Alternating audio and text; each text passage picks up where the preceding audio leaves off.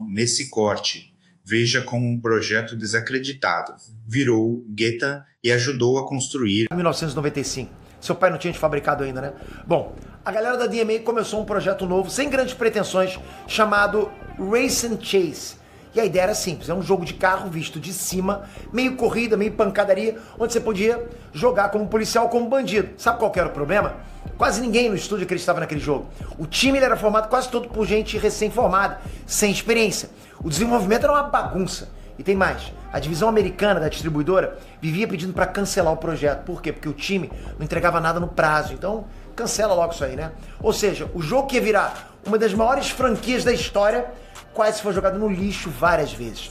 Um dos roteiristas do projeto, o Steve Hammond, né? Ele chegou até a dizer que na época o GTA parecia só mais um projeto qualquer, que às vezes até parecia que ia dar um desastre e que ele preferia até estar trabalhando em outra coisa. Ninguém sabia que estava sentado em cima de uma mina de ouro. Aí surge a lenda mais famosa dessa história. Conta-se que um bug, um errinho de programação, deixou os carros de polícia completamente malucos dentro do jogo. Em vez de perseguir o jogador de um jeito normal, os carros da polícia saíram batendo em tudo, criando um caos absurdo e absurdamente divertido. E foi esse caos que teria salvado o jogo. Mas calma, porque aqui entra a responsabilidade. Os veteranos do estúdio depois vieram desmentir a versão romântica, né? Segundo eles, não teve um momento mágico único. O que aconteceu foi uma série de mudanças, né?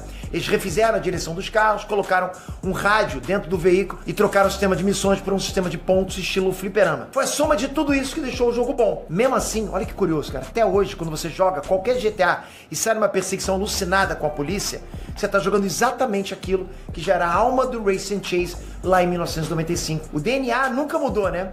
Bom, o projeto foi renomeado de Race and Chase para Grand Theft Auto, que é um termo jurídico americano para roubo de carro. E aqui vem uma jogada de mestre, né? Suja e genial ao mesmo tempo. A distribuidora BMG Interactive contratou um relações públicas chamado Max Clifford.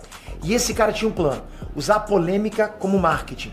A ideia era cínica e era simples. Quanto mais gente reclamasse do jogo, mais gente ia querer jogar. Inclusive foi o próprio David Jones que anos depois, em 2012, revelou que boa parte da polêmica em volta do GTA foi engenharia pura do Max Clifford.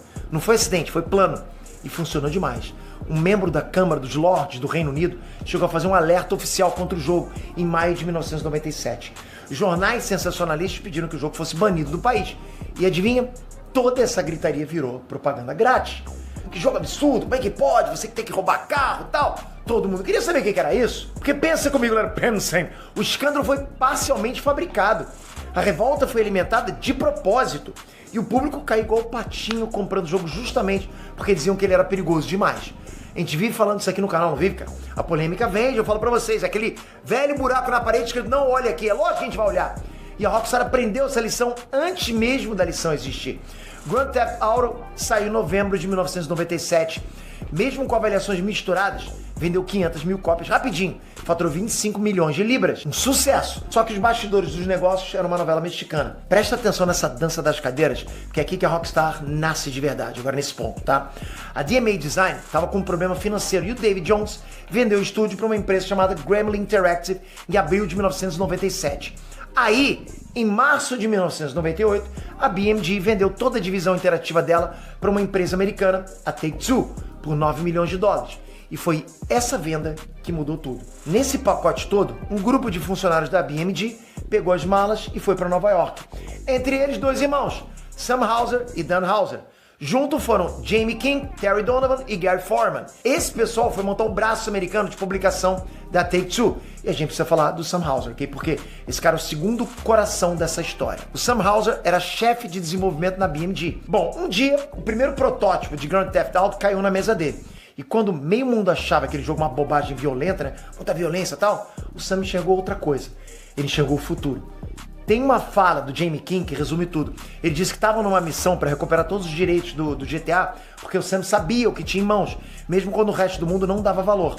Ele tinha visão, ele sabia onde aquilo podia chegar. Em dezembro de 1998, esse grupo aí rebatizou o braço americano da Take-Two com um nome novo. Um nome que era para soar rebelde, disruptivo, para provar que videogame não era só coisa de criança. O nome, Rockstar Games. astro do rock, é o que significa. A ideia era essa mesma, né? Tratar videogame como cultura, tipo música, tipo cinema. E poucos nomes na história combinaram tão bem com a atitude da empresa. Mas tinha um detalhe complicado. A Take-Two não tinha todos os direitos do GTA ainda. E o estúdio original, a DMA Design, ainda estava embolado nessa confusão de compras e vendas, né? Bom, só em setembro de 1999, a Take-Two finalmente comprou a DMA. E eu vou te dar uma informação agora que tu vai bolar.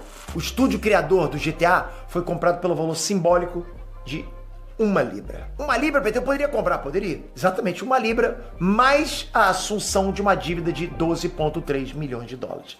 Percebe? O berço do jogo mais valioso da indústria trocou de mãos por uma moeda. E o David Jones, o cara que começou tudo com um cheque de indenização, ele saiu da empresa em 1999, depois do GTA 2. Não ficou para ver a explosão bilionária que viria.